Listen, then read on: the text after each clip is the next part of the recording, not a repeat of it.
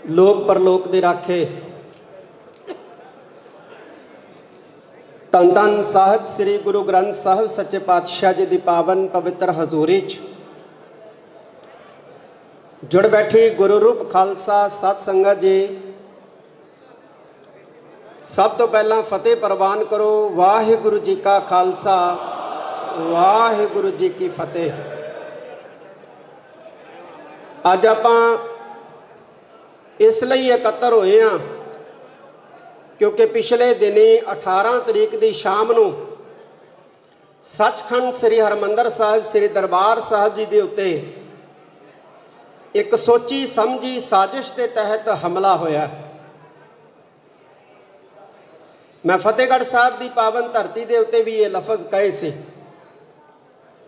कि सिख अपने गुरु नूं प्यार करता है, सिख अपने गुरधामां नूं प्यार करता है, सिख अपनियां परंपरावां नूं प्यार करता है। और साडा दुश्मन जानता है कि सिखां नूं आरियां नाल चीर दईए, देगां च उबाल दईए, बंद बंद कट दईए, ये दर्द नहीं मनाउंदे। जे सिखां नूं दर्द देना है इन्हां दे गुरु ते हमला करो, इन्हां दे गुरधामां ते हमला करो और इन्हां दीयां परंपरावां ते हमला करो। अज साडियां परंपरावां ते हमला हो रहा है, साडे गुरधामां ते हमला हो रहा है और साडे सतगुरु दे उत्ते हमला करन दा यतन जिहड़ा है वो कीता जा रहा है। मैं श्रोमणी अकाली दल की इस गल्लों शलाघा करदा कि बहुत लंबे अरसे बाद असी मंजी साहब दीवान हाल दे विच इकट्ठे होए हैं। कईयां दे ढिड पीड़ भी होनी है कि इत्थे राजनीतिक जिहड़े है वो भाषण दिते गए ने। मैं उन्होंने ये कहना चाहुंदा कि अपने ढिड पीड़ का इलाज जिहड़ा कोई चूरन चारन खा के कर लो, क्योंकि सचखंड श्री हरमंदर साहिब पीरी का प्रतीक है और श्री अकाल तख्त साहिब मीरी का प्रतीक है। असी सचखंड श्री हरमंदर साहिब जी की परिक्रमा दे विचों श्री अकाल तख्त साहिब नूं बाहर नहीं कढ सकते, ना साडे च समर्था है।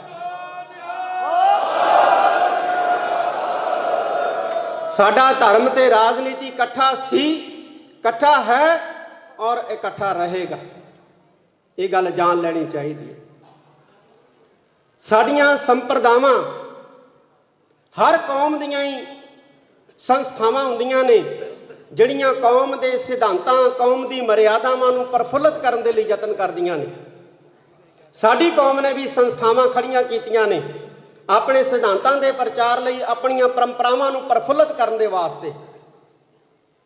ते जे किसी कौम नूं मजबूर करना है, कमज़ोर करना है, खत्म करना है तो उहदियां संस्थावां दे उत्ते हमले कीते जाण, ये नीति कहंदी है।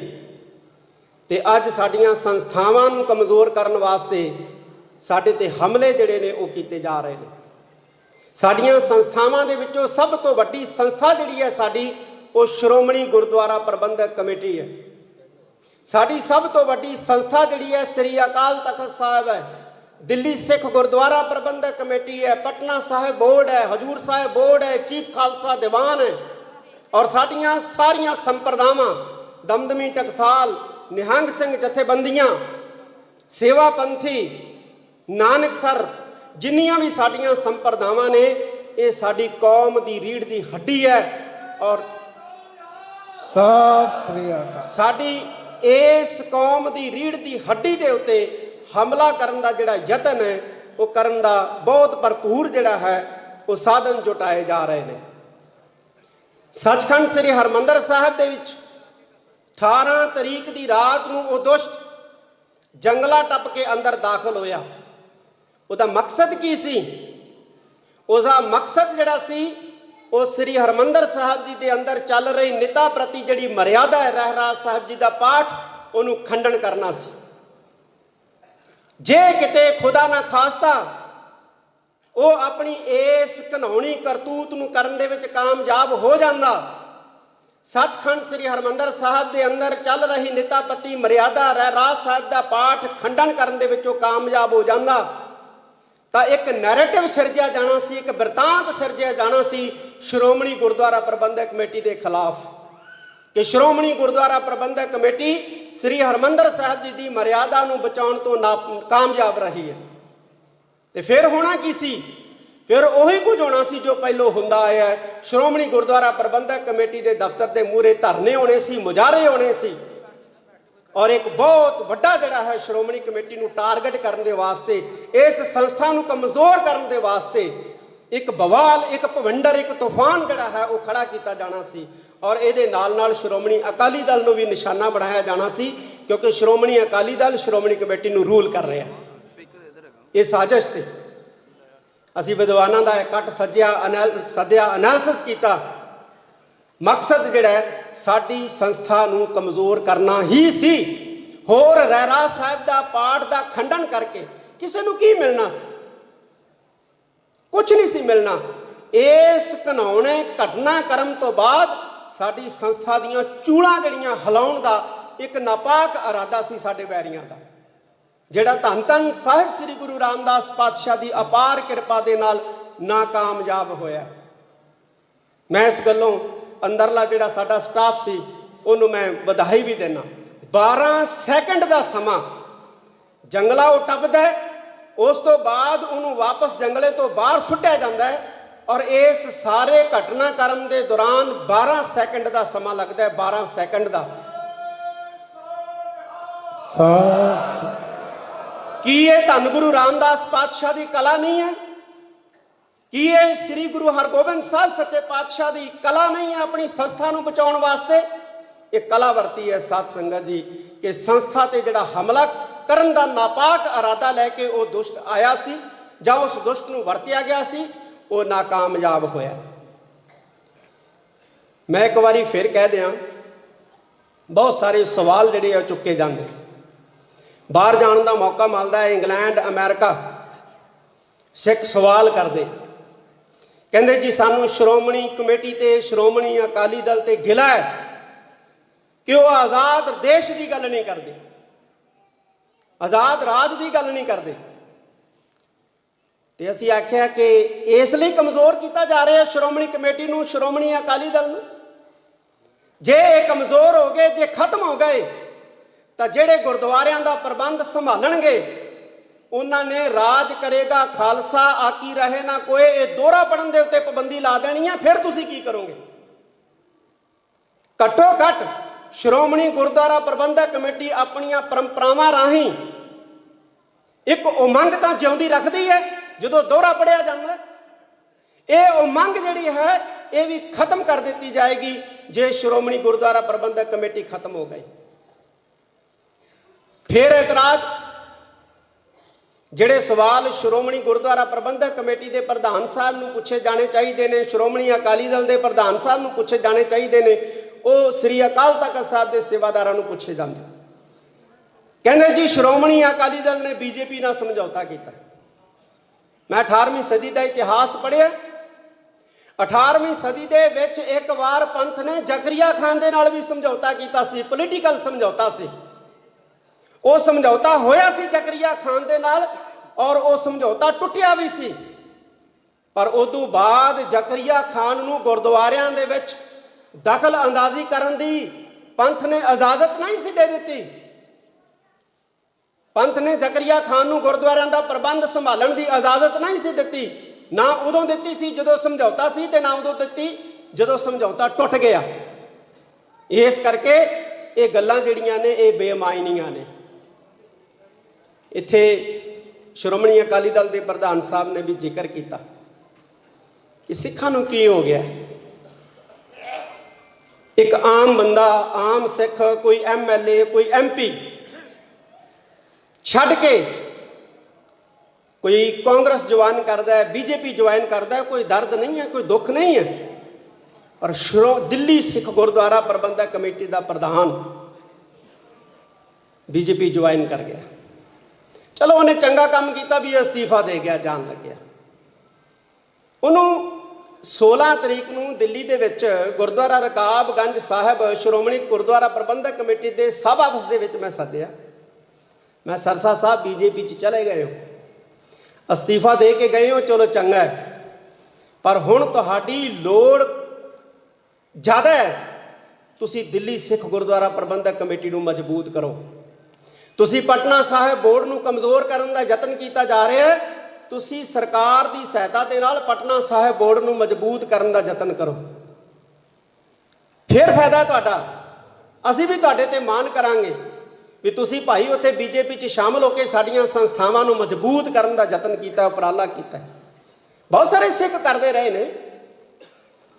1955 ਦੇ ਵਿੱਚ ਸ਼੍ਰੋਮਣੀ ਗੁਰਦੁਆਰਾ ਪ੍ਰਬੰਧਕ ਕਮੇਟੀ ਦੇ ਮੈਂਬਰ ਸੀ ਸ਼ਾਹਬਾਦ ਮਾਰਕੰਡਾ, ਉਦੋਂ ਸਾਂਝਾ ਪੰਜਾਬ ਸੀ।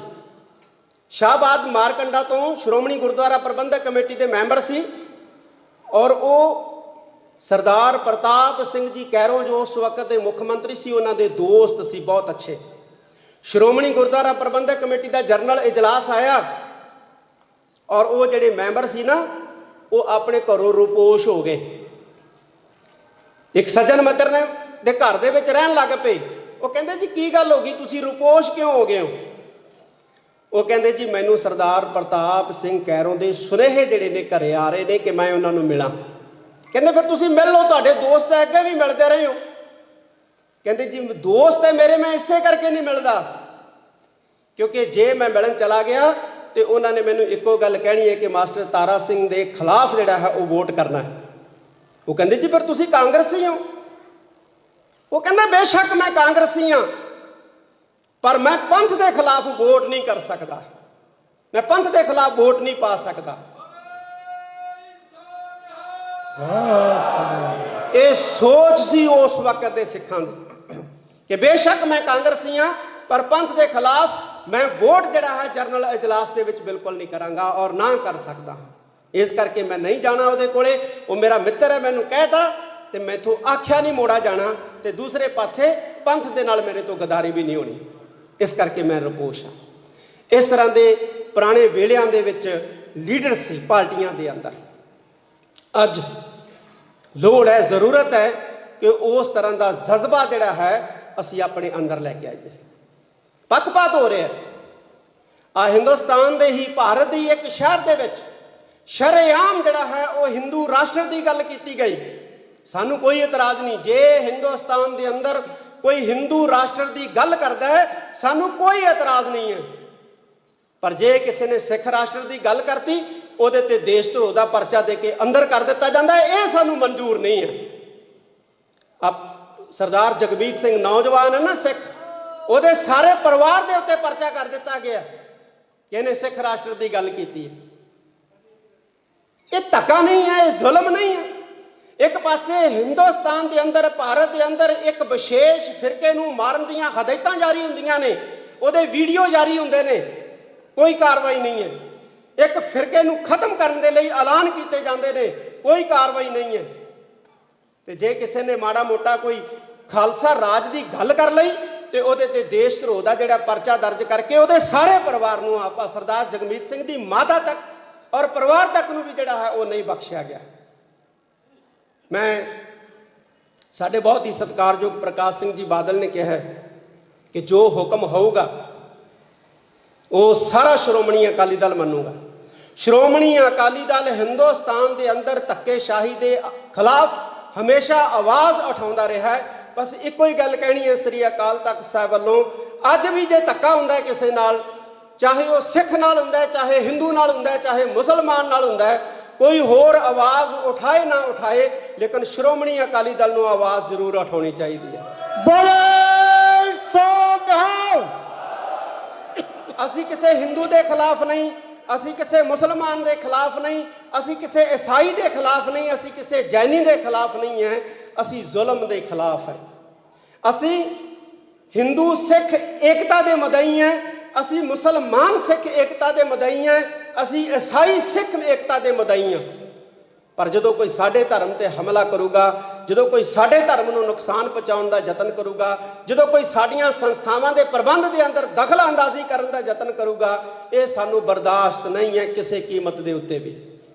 ਅਸੀਂ ਨਾ ਪਹਿਲੋਂ ਕਦੇ ਆਪਣੇ ਧਰਮ ਦੇ ਵਿੱਚ ਕਿਸੇ ਨੂੰ ਦਖਲ ਅੰਦਾਜ਼ੀ ਕਰਨ ਦਿੱਤੀ ਹੈ, ਔਰ ਨਾ ਹੀ ਅਸੀਂ ਜਿਹੜਾ ਆਪਣੇ ਧਰਮ ਦੇ ਅੰਦਰ ਕਿਸੇ ਨੂੰ ਦਖਲ ਅੰਦਾਜ਼ੀ ਕਰਨ ਦੀ ਜਿਹੜੀ ਇਜਾਜ਼ਤ ਜਿਹੜੀ ਹੈ ਉਹ ਦੇਵਾਂਗੇ। ਬੋਲੇ ਸੋ ਨਿਹਾਲ। ਮੈਂ ਇੱਕ ਇਤਿਹਾਸ ਦੀ ਤੁਹਾਨੂੰ ਗੱਲ ਸੁਣਾਉਣਾ। ਆ ਪ੍ਰਧਾਨ ਜੀ ਬੈਠੇ ਸੀ, ਦਿੱਲੀ ਕਮੇਟੀ ਦੇ ਪ੍ਰਧਾਨ ਜਿਹੜੇ ਰਹੇ ਨੇ ਸਾਬਕਾ ਮਨਜਿੰਦਰ ਸਿੰਘ ਸਿਰਸਾ, ਉਹਨਾਂ ਬਾਰੇ ਗੱਲ ਚੱਲੀ। श्री रामचंद्र जी ने लंका के उत्ते हमला किया और रावण नूं मारिया। और उत्थे एक भरा सी रावण का जिहदा नाम सी भीषण, उन्हें श्री रामचंद्र जी का साथ दिता। साडी कौम के अंदर खास तौर के उत्ते साडी संस्कृति के अंदर असी हमेशा ही अपने इष्टां नूं, अपने सूरबीर योद्धियां नूं और अपनी मदद करने वालियां नूं अपना रोल मॉडल मनते हैं। जिवें मलेरकोटले के नवाब ने साहबजादियां के हक दे विच आह दा नारा मारिया और असी अज तक नवाब मलेरकोटला नूं याद करते हैं और करते रहना। सिर्फ हालांकि वह गुरु गोबिंद सिंह महाराज का वैरी सी, असी इस गल्लों ही उसकी शलाघा करते हैं और करते रहेंगे क्योंकि उन्होंने साहबजादियां के हक दे विच आह दा नारा जिहड़ा सी ओह मारिया।